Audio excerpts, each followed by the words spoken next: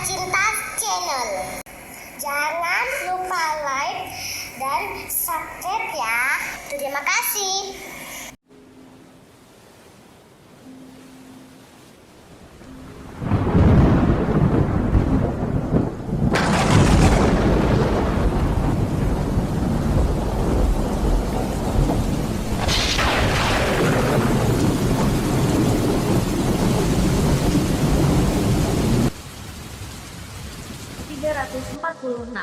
Setelah menutup telepon dari Arta, dia melihat raut wajah cucunya masih begitu masam.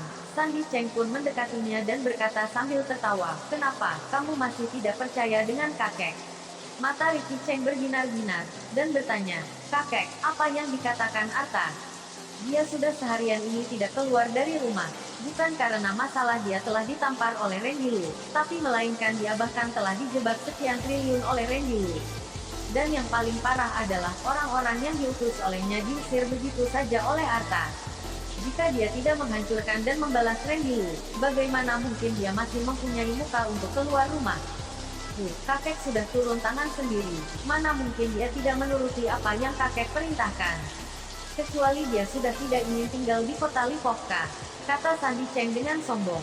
Dan pada saat ini, dia bagaikan diterpa angin musim semi. Pada saat dia ditolak oleh Arta, dia sangat marah.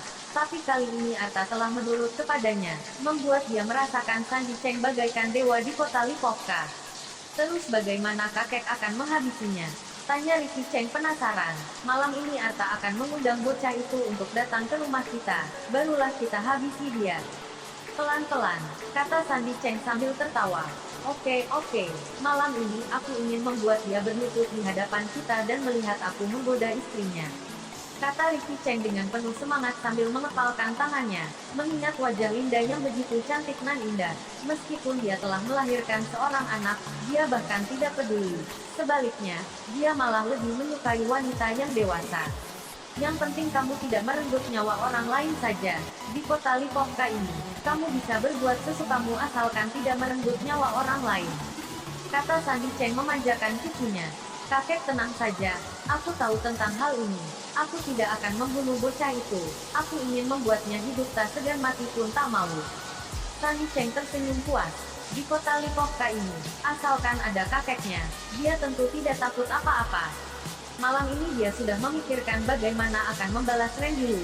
Bahkan dia juga telah memikirkan bagaimana akan melecehkan wanitanya. Pada saat ini Randy Lu sekeluarga baru saja pulang dari Bukit Arendelle menuju hotel. Seharian bersenang-senang, dan berfoto seharian, mereka berdua pun terlihat begitu lelah. Ketika Randy Lu sekeluarga sedang makan, dia mendapat telepon dari Arta. "Bos Randy, maaf telah menghubungimu, dan mengganggumu. Jadi begini, bukankah kamu ingin tahu asal-muasal gelang darah hijau itu? Orang itu sudah datang untuk mengambil uangnya. Aku dan dia sudah berjanji untuk bertemu di Villa Diagon." Kata Arta. "Jam berapa?" tanya Randy Lu sambil mengangkat asnya. "Malam jam 8, kata Arta. Randy Lu mengangkat tangannya dan melihat arlojinya. Masih tersisa 2 jam, dan berkata, "Baik, aku akan sampai tepat waktu." Mendengar Randy Lu menyetujuinya, Arta pun menghelakan napas panjang. Tapi tangannya tetap saja gemetaran menggenggam ponselnya. Bagaimana tidak, ini adalah bos dari LKK Technoscience. Dia berbuat demikian, merupakan suatu perlawanan dengan LKK Technoscience. Kekuatan yang dimiliki LKK Technoscience tidak perlu dipertanyakan lagi. Ini sama sekali bukan tandingannya. Tapi ketika dia kembali teringat dengan penelpon misterius itu, dia menggertakkan giginya, terpaksa berbuat demikian. "Jangan salahkan aku juga tidak punya pilihan lain. Meskipun LKK Technoscience kamu adalah nomor 1 di kota New Doda, tapi juga kamu pasti tidak akan berani melawan bos besar yang ada di kota Jingrang. Meskipun aku tidak ingin menjadi musuhmu, tapi aku tidak ingin perusahaanku hancur dalam semalam." Arta mengantongi ponselnya sambil bergerutu. Setelah menutup telepon dari Arta, Randy Lu memandang Linda dengan pandangan penuh bersalah dan dengan nada meminta maaf berkata, "Liburan kita kali ini sampai di sini aja ya. Aku pasti akan mencari lain waktu untuk menemani kalian." "Apa karena urusan keluarga Cheng?" tanya Linda. "Itu urusan kecil. Yang paling penting adalah masalah gelang itu. Gelang itu milik Paman Martin. Aku harus tahu apa yang sudah terjadi dengan Paman Martin." kata Randy Lu. Dia sudah tahu akan ada pertarungan selanjutnya, maka dari itu dia menyuruh Linda dan Kiki untuk pulang terlebih dahulu. Selama mereka di kota Yudoda, dengan kekuatan yang dimiliki LKK Technoscience, sudah cukup untuk melindungi keluarganya. Baiklah, kamu hati-hati. Besok aku akan membawa Kiki pulang, kata Linda sambil menganggukkan kepalanya. Randy Lu sudah menceritakan hal tentang Paman Martin kepada Linda, dan dia telah mengetahui hubungan yang sudah terjalin antara Paman Martin dan Randy Lu. Tidak perlu, aku akan menyuruh mereka untuk menjemputmu sebentar lagi, kata Randy Lu sambil menggelengkan kepalanya. Kemudian segera dia menelpon Roni. Kebetulan jarak dari sini ke distrik Kogang sangat dekat, Roni dan yang lain tidak membutuhkan waktu yang banyak untuk menjemput mereka. Paling lama setengah jam untuk helikopter itu tiba. Randy Lu telah mempersiapkan sebuah helikopter di distrik Kogang. Bahkan dia sudah meminta izin untuk mendarat, maka dari itu tim militer tidak akan menghalangi helikopter mereka untuk memasuki wilayah distrik Kogang. Tapi lain dengan pesawat tempur, tapi mereka tidak perlu memakai pesawat tempur untuk antar wilayah. Setelah selesai makan, menuju hotel dan membereskan barang-barang, tak lama kemudian, helikopter Roni dan lainnya telah menunggu mereka di atas loteng hotel. Total ada 2 helikopter yang datang. Roni telah mengatur 1 helikopter untuk mengantar Linda dan Kiki kembali ke kota Yudoda, dan satunya lagi untuk berjaga-jaga menunggu perintah. Randy Lu dan Roni bercengkrama sebentar. Setelah waktu berlalu sekian menit, dia pun pergi sendiri ke villa yang dikatakan Arta. Sesuai dengan lokasi yang dibagikan oleh Arta, Randy Lu telah sampai di depan sebuah rumah mewah. Ini bahkan tidak mirip dengan villa biasa, melainkan ini adalah villa paling mewah yang ada di kota Lipovka. Melihat pemandangan yang begitu indah, Randy Lu pun mengeluarkan senyum tipis. Terutama ketika melihat nama keluarga Cheng yang terpampang di depan pintu, senyum di wajahnya semakin dalam. Setelah Randy Lu turun dari mobil, dia sudah bisa melihat Arta yang berdiri di sana. Dia pun menjalan mendekati Randy Lu. "Bos Randy, sebelah sini," kata Arta sambil menyapa dengan hangat. "Kamu sungguh mengatur masalah ini dengan baik, tempatnya bagus," sindir Randy Lu dan melirik Arta. Seketika terpancar tatapan niat membunuh di matanya. Tidak tahu apakah dia bisa merasakan pandangan dari Randy Lu, atau hanya sebatas perasaannya saja. Mendengar perkataan Randy Lu, jantung Arta tiba-tiba berdegup kencang. "Aku melakukan yang terbaik demi melayani permintaan bos Randy Lu," kata Arta sambil tertawa, menutupi lubuk hatinya yang merasa bersalah. Baguslah kalau begitu. Aku percaya padamu, karena kamu yang mengaturnya, tidak akan mungkin terjadi masalah." Lirikan dan juga sindiran dari Randy Lu, berkata seolah tidak terjadi sesuatu. Baru saja Arta menghelakan sebuah napas, kembali terdengar Randy Lu berkata, "Apakah kamu tahu nasib orang yang melawan aku?" Arta terkejut, tiba-tiba dia mulai merasa gugup. Dia telah memilih jalan ini, juga tidak bisa berbuat apa-apa. Jadi di hadapan Randy Lu, dia tentu sangat gugup. Tapi perkataan Randy Lu saat ini, membuat dia tidak bisa menebak maksud dari Randy Lu. "Ini aku juga kurang tahu," kata Arta dengan senyum canggung. Dia tidak tahu harus bagaimana untuk menyambung topik pembicaraannya. Hanya saja pada saat di depan Randy Lu, dia hanya merasakan tekanan yang tak terlihat. Selama bertahun-tahun berbisnis, pemuda inilah yang paling sulit ditembus dalam hidupnya. Jujur saja, sebelumnya dia terus beranggapan Randy Lu terlalu muda, dan tidak bisa menyandingi bos besar yang ada di kota Jingrang. Tapi saat ini, dia tiba-tiba bergetar. Apakah pilihannya benar? Sebentar lagi kamu juga akan tahu, kata Randy Lu tersenyum sinis, kemudian berjalan memasuki villa tersebut. 347. Melihat Randy pergi ke villa terlebih dahulu, Arta menyeka keringatnya. Dia belum pernah melihat pemuda sebesar ini, dan pemuda besar ini bahkan takut kepada Randy. Hanya beberapa kata biasa saja sudah memberinya tekanan yang besar. Dia berpikir, bahkan jika Randy jatuh ke tangan keluarga Cheng, jika keluarga Cheng tidak bisa membunuh Randy, maka dia dan keluarga Cheng mungkin akan mati. Tapi yang paling penting adalah dia tidak berani memberitahu identitas Randy kepada keluarga Cheng. Lalu apakah keluarga Cheng akan membunuhnya? Jika dia memberitahu identitas Randy kepada keluarga Cheng, dia percaya bahwa keluarga Cheng harus berlutut untuk meminta maaf kepada Randy. Harapanku terlalu berlebihan. Arta menggelengkan kepalanya, menghibur dirinya sendiri, dan berjalan mengikuti Randy. Ini adalah villa keluarga Cheng, Tetapi saat Satpam melihat Arta di belakang Randy mengedik pada Satpam dan membuka pintu untuk membiarkan Randy masuk. Pada saat ini, di ruang tamu villa keluarga Cheng, Sandy dan Vicky sedang duduk di sofa. Di belakang mereka, ada lebih dari 10 pria berbadan besar. Orang-orang besar ini adalah pengawal yang disewa oleh keluarga Cheng. Masing-masing dari mereka adalah pengawal profesional sejati, dan identitas mereka sangat luar biasa. Tok tok tok. Pada saat ini, ada suara ketukan di luar pintu. Vicky berkata dengan gembira, "Tunggu, aku akan buka pintu." Begitu Ricky selesai berbicara, orang di sebelahnya pergi untuk membukakan pintu, dan kemudian melihat dia Randy dan Arta masuk. "Anak muda, kamu tidak menduga bukan?" Melihat Randy masuk, Ricky berdiri dan menatap Randy dengan wajah muram. Randy menatap Ricky, dan kemudian melihat sekelompok pengawal yang di belakang Ricky. Randy menyindir, "Aku hanya datang sendirian, lalu mengapa begitu banyak orang di sini?" "Anak muda, kamu takut bukan? Jika kamu takut, maka kamu berlutut dan meminta maaf. Sekarang aku berpikir dulu apakah akan menyalahgunakannya atau tidak." Ricky tertawa terbahak-bahak. "Takut?" Randy tersenyum, berjalan ke arah sofa dan duduk dengan tenang. Lalu perlahan berkata, "Ada banyak hal yang aku takuti di dunia ini, tetapi aku tidak takut kepada keluargamu." Sandy menatap Randy. Randy sangat tenang dan membuat Sandy mengerutkan kening. Anak muda ini tahu itu jebakan, tapi dia masih berani pergi ke pertemuan ini sendirian. Keberanian ini tidak sederhana. Bahkan pada saat itu, ia tentu saja tidak berani makan di perjamuan ini. "Kamu tahu kita akan berurusan denganmu?" Sandy bertanya dengan rasa ingin tahu. Randy memandang Sandy dan berkata sambil tersenyum, "Tentu saja aku tidak tahu sebelumnya. Tetapi ketika aku tiba di villamu, aku baru tahu." Dia berkata, menatap Arta yang ada di sampingnya, dan berkata dengan perlahan, "Aku berjanji untuk mewakili produk Technoscience untukmu. Mengapa kamu tidak ingin bergerak?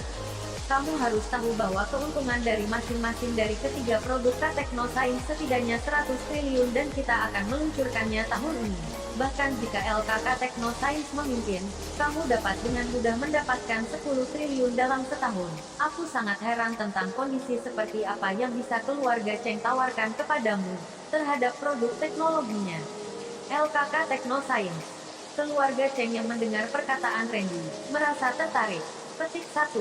Dalam beberapa bulan terakhir, LKK Technoscience menjadi sangat terkenal, baik di dalam negeri maupun di luar negeri. Namanya sudah terkenal. Tentu saja, keluarga Cheng tahun ini baru bangkit. Hanya saja, apakah dia benar-benar bos dari LKK Technoscience? Sandy dan Randy langsung memandang Arta. Mereka percaya bahwa Arta harusnya tahu identitas Randy. Arta juga kaget. Dia tidak menduga bahwa produk-produk teknologi yang disebutkan oleh Randy itu akan memiliki keuntungan sebesar itu. Dengan keuntungan total 100 triliun, bahkan jika yang memimpin adalah LKK Technoscience, dia percaya bahwa selama dia menjadi seorang agen, dia pasti akan menghasilkan lebih dari puluhan triliun. Kekayaannya saat ini hanya 10 triliun. Jika dia memilih untuk bekerja sama dengan LKK Technoscience, maka nilainya akan berlipat ganda lagi dalam waktu singkat. Dan itu pasti akan menjadi lebih baik nantinya. Sejenak Arta merasa sangat menyesal. Dia merasa bahwa dia harus lebih memikirkannya sebelum membuat keputusan akhir. Tapi sekarang sudah terlambat untuk menyesal. Dia telah mengambil langkah pertama ke arah yang salah. Dan tentu saja, dia harus terus melangkah ke arah ini. "Ricky, kamu percaya perkataannya?" Ketika Arta melihat Ricky dan mereka berdua memandang diri mereka sendiri, dia dengan cepat menstabilkan pikirannya. "Aku punya informasinya di sini. Anak muda ini benar-benar kaya, tetapi ia hanya memiliki uang simpanan puluhan triliun saja. Kalian pikirkan, betapa kuatnya LKK Technoscience. Seperti yang besar, apakah bos mereka hanya memiliki simpanan puluhan triliun? Dunia tidak akan percaya itu." Alasan mengapa dia mengatakan ini adalah karena dia menyadari bahwa dia tidak akan bisa berjalan keluar dari villa hari ini. Karena dia telah memasuki perangkap kita, jadi dia bermain trik. Mendengarkan analisis Arta, Sandy mengangguk, berpikir itu benar. Bukan rahasia lagi bahwa LKK Technoscience menginvestasikan uang sekitar 100 triliun. Seluruh dunia tahu itu. Terlebih lagi, bos LKK Technoscience memiliki beberapa bisnis, bagaimana mungkin seperti itu hanya memiliki uang puluhan triliun di dalam tabungannya. Terlebih lagi, Jika anak ini benar-benar bos dari LKK Technoscience, bahkan jika dia memberi Arta keberanian, dia juga sangat yakin bahwa Arta pasti takut untuk bekerja sama dengan mereka. Anak muda, kamu kurang pintar. Sayangnya di hadapanku, semua trik itu tidak berguna. Sandy tersenyum sinis. Oh iya, aku akan menjawab pertanyaanmu yang sebelumnya sekarang. Sandy melanjutkan perkataannya. Kau tanya kepada Arta apa yang bisa keluargaku tawarkan kepadanya, dan dia akan mengkhianatimu bukan? Randy menggelengkan kepalanya dan tersenyum. Itu bukan pengkhianatan. Hanya saja dia berada di tim yang salah. Arta bukanlah orangnya. Tentu saja dia bukan pengkhianat. Paling-paling, dia tidak tahu tentang urusan saat ini. Yah, semua sama saja. Sandy jelas kesal karena Randy memotong perkataannya. Kamu telah menjelaskan kepadaku bahwa jika perusahaan Arta dapat bangkit, aku akan membantunya. Pada saat ini, jika dia berani mengkhianatiku, keluargaku akan membuatnya tidak memiliki apa-apa. Bagaimana mungkin dia berani membantumu dalam situasi ini? Sandy tertawa. Bahkan jika Arta ada di sisi mereka saat ini, dia tidak mempedulikan Arta sama sekali. Jika Arta tidak menelponnya dan bersikap lembut, dia benar-benar mengagumi Arta sebagai seorang manusia. Tetapi karena Arta menelponnya untuk kerjasama, dia akan memandang rendah Arta. Sebenarnya, bagaimana dia tahu bahwa Arta sudah tidak pernah lagi mempedulikan Sandy? Alasan mengapa ia memilih jalan ini adalah hanya untuk membunuh Randy dengan tangan keluarga Chen. 348. Kamu terlalu membanggakan keluargamu. Randy tertawa dan menoleh ke arah Arta. Arta, kamu bisa mengatakan itu. Sudah melangkah sampai titik ini, apalagi yang bisa kamu sembunyikan? Dia tidak percaya bahwa kerja sama Arta yang secara tiba-tiba dengan keluarga Cheng adalah karena keluarga Cheng memberikan tekanan kepada Arta. Menurutnya, keluarga Cheng tidak begitu kuat. Mungkin saja perusahaan Artaguna dulu mengandalkan keluarga Cheng, tetapi pada saat ini perusahaan Artaguna pasti sudah memiliki keberanian untuk mematahkan kekuatan pergelangan tangan keluarga Cheng. Jadi pasti ada hal lain yang membuat Arta berani mengambil risiko besar untuk menghadapinya. Hati Arta bergetar, namun dia segera tenang, tetapi pada saat yang sama dia juga tidak berani menatap mata Randy. Dia hanya melihat ke arah Sandy dan berkata, setelah kamu meninggalkan perusahaanku, aku menerima panggilan telepon dari kota Jingrang. Aku tidak tahu siapa dia, tapi aku yakin dia pasti bisa membuat perusahaanku bangkrut dalam 1 hari dan membuatku tidak mempunyai apa-apa. Apa, kamu setuju untuk bekerja sama dengan kami hanya karena kamu takut aku?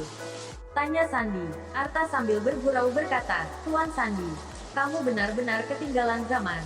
Ketika kamu mengatakannya, kamu tidak memeriksa perusahaan Artaguna dengan benar. Apakah kamu pikir aku masih peduli dengan keluarga kalian sekarang? Kamu, Sandy meneludahkan darah, tanpa diduga Arta berani mempermalukannya. Arta melakukan ini, tentu saja, karena Sandy mempermalukan dia berulang kali. Jika tidak, dia pasti akan menghargai Sandy. Setelah Ricky mendengarkan percakapan orang-orang, Ricky menyadari bahwa masalah ini di luar kendali keluarga Cheng. Dia ingin membalas dendam Randy dan mengambil wanita dari pelukan Randy, tetapi pada saat ini, ia menyadari bahwa masalah ini menjadi semakin rumit. Arta, apakah kalian tidak takut selamanya tidak bisa keluar dari rumahku ini? Sandy mengancam. Arta tersenyum dan berkata, aku sudah mendapat masalah dengan orang-orang besar di kota Jingrang. Mereka mengatakan bahwa keluarga kalian akan membantu untuk membunuh Randy. Orang-orang besar di kota Jingrang mengatakan bahwa jika kalian tidak bisa membunuh Randy, mereka pasti akan membuat keluarga kalian menjadi tidak berguna. Jadi, kalian sebaiknya memikirkan bagaimana menjatuhkan Randy. Aku tidak dapat bertanggung jawab untuk memberitahu kalian bahwa dia memang benar-benar Randy bos dari LKK Technoscience, tetapi ia telah menyinggung bos kota Jingrang. Bos kota Jingrang ingin dia mati di sini hari ini. Kalian pikirkan itu sendiri. Jika bukan kekuatan bos kota Jingrang yang lebih kuat dari Randy, jika bukan dia benar-benar memiliki kemampuan untuk membuat Arta menjadi tidak berarti dalam sehari, aku berani bertarung melawan bos dari LKK Technoscience ini. Apa yang dia katakan barusan benar. Jika aku berdiri di sisinya, dia benar-benar ingin aku bertindak sebagai agen untuk produk teknologi kelas atas dengan keuntungan ratusan triliun per tahun. Kalian harus percaya dengan perkataanku.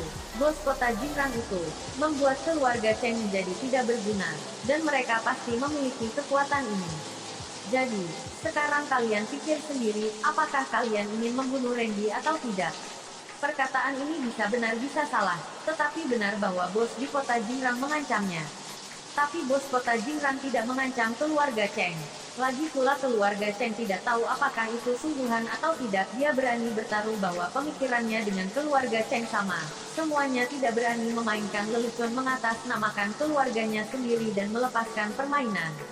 Bos seperti mereka telah mencapai titik mereka, tetapi setelah mengalami penderitaan, mereka dapat mencapai apa yang telah mereka capai hari ini. Bagaimana mereka dapat menanggung kenyataan jika mereka menjadi tidak berguna? Jadi, bahkan jika itu palsu, mereka tidak berani bertaruh. Pada saat ini, Sandy dan Ricky jatuh ke dalam pilihan ini. Mereka terkejut melihat identitas Randy, tetapi mereka juga dihadapkan dengan pilihan-pilihan penting. Bahkan Ricky pada saat ini ia sangat menyesal. Jika tahu dari awal kalau Randy adalah bos LKK Technoscience, bagaimana mungkin dia berani mengambil Linda, berani mencari masalah dengan Randy, berani menyuruh kakeknya keluar untuk membantunya menemukan ia Pakan. Jika bukan karena dia melindungi Randy, masalah ini tidak akan sampai ke titik ini. Randy tersenyum dan berkata, Arta, aku terlalu memandang rendahmu. Namun kamu mengatakan bos kota Jingrang itu. Jika aku tidak salah menebak, sumber gelang darah biru berasal dari sana. Arta tidak mempedulikan Randy, dan berkata kepada Sandy, Tuan Sandy, kamu boleh untuk tidak mempercayaiku, tapi aku pikir itu tidak masuk akal bagimu untuk membuat pertaruhan besar dengan bisnis lama keluarga Cheng yang sudah puluhan tahun. Kamu sudah tua dan sudah siap untuk berada di tepi mati, tetapi bagaimana dengan keturunanmu? Apakah kamu pikir bos kota Jingrang akan membiarkan mereka pergi? Beraninya kau mengancamku. Apakah kamu tidak takut bahwa aku tidak akan pernah membiarkanmu keluar dari rumah ini? Sandy tiba-tiba marah dan menunjuk Arta dan berteriak. Arta mengangkat bahu dan berkata, Tuan Sandy, aku hanya memberikan keluargamu kesempatan berpikir. Benar, aku memang melakukan beberapa trik kecil untuk membuat keluarga kalian menarik kembali pemikiran kalian. Aku melakukannya tidak cukup baik, tetapi sekarang kalian tidak punya pilihan, bukan? Aku dapat mengatakan secara bertanggung jawab bahwa keluarga kalian hanya memiliki dua pilihan hari ini. Satunya adalah membunuh Randy sekarang, dan kemudian kalian mungkin mendapatkan hadiah dari bos kota Jingrang. Dan yang satunya adalah membiarkan Randy pergi, dan menanggung kemarahan dari bos kota Jingrang. Baiklah, aku pikir kalian bisa membuat pilihan yang bijaksana sekarang. Arta menatap Sandy dengan percaya diri. Dia percaya bahwa selama Sandy tidak bodoh, dia pasti akan membuat pilihan yang dipilih olehnya. Kamu sangat benar. Sandy menatap Arta dengan marah, sampai-sampai dia hampir meludahkan darah. Awalnya dia pikir Arta takut padanya, jadi dia menerimanya. Tanpa diduga, dia digunakan oleh Arta. Jika Arta hanya memanfaatkannya itu adalah hal kecil, kuncinya adalah sebenarnya apa maksud dari bos kota Jingrang. Mereka tidak tahu dengan jelas. Dengan cara ini, mereka tidak akan dikontrol oleh Arta nantinya. Tapi dia memang harus membuat pilihan. Dia sudah tua, tetapi dia tidak berani mengambil dasar keluarga Cheng untuk bertaruh bahwa Arta menipu mereka. Randy, aku tidak menyangka cucuku menyinggung perasaanmu. Kamu juga sudah mendengar bahwa setelah aku tahu identitasmu, aku atas nama keluargaku meminta maaf padamu, tapi kami tidak punya pilihan lain, atau kamu bisa menghajarnya sendiri. Begitu Sandy selesai berbicara, 20 pengawal di belakangnya berdiri satu persatu dan mengelilingi Randy. Semua pengawal ini disewa dari Timur Tengah dengan harga tinggi. Mereka memiliki kekuatan bertarung yang kuat, setiap pengawal dapat melawan 8 orang biasa. Melihat pengawal itu turun tangan, hati Arta akhirnya tenang. Jangankan 20 pengawal yang turun, menurut pendapatnya, bahkan jika hanya satu pengawal yang turun tangan, Randy pasti terbunuh. Tapi, tentu saja saat dia berbalik badan, dan melihat tatapan mengerikan di mata Randy, hatinya bergetar. Randy, mengapa dia begitu tenang sampai saat ini? Randy benar-benar tidak takut jika Sandy benar membunuhnya. 349. Arta tidak mengerti, dan Sandy merasa bingung. Tetapi dia lebih merasa kagum. Dalam situasi ini, wajah Randy masih tetap tenang, ini benar-benar luar biasa. Tapi Sandy memilih untuk menyuruh semua pengawal untuk bersama-sama menghajar Randy. Dia tidak ingin memberikan kesempatan untuk Randy Ini adalah fondasi keluarganya. Tentu saja, dia tidak bisa gegabah. Pada saat ini, telepon Ricky berdering. Setelah dia mengangkatnya, dia mendengar dua kalimat dan menutup telepon.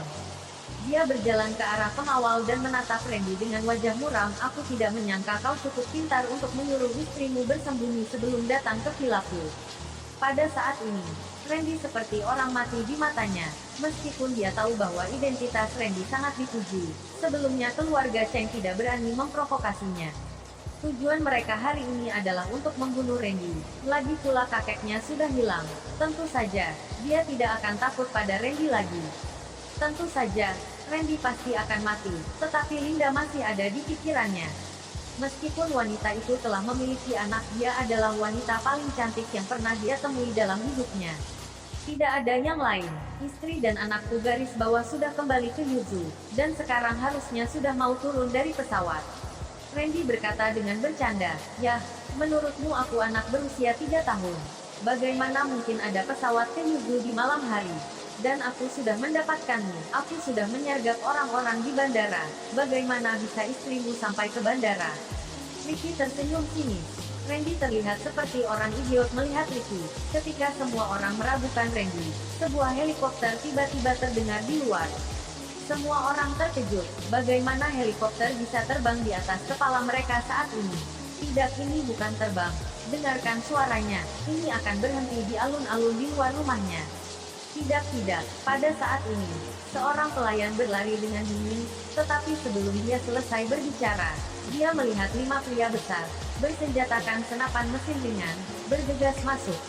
Keluarga Cheng terkejut, dan 20 lebih pengawal yang ingin mengepung Randy pun merasa takut, dan tidak berani bergerak sedikit pun. Arta memandang Randy yang terbawa sindiran seketika. Arta juga merasa terkejut.